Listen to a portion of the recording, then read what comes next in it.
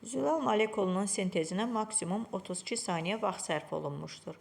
Bu zülalın tərkibində amin turşusu qağlarının radikalsız hissələrində cəmi neçə oksigen atomu olar?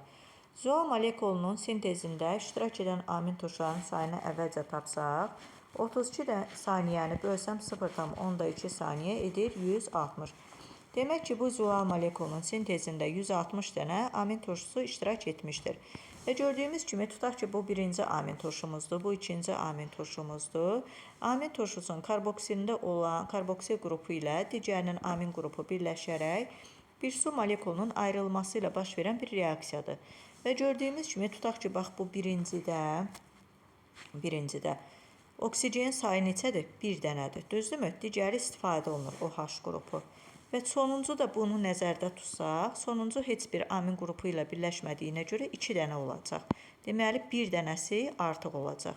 160 dənə amin turşusu varsa, 160 dənə oksigen və üzərinə də bu sonuncu oksigeni gəlsəm, eləcək cavabımız 161 oksigen atomu olacaqdır.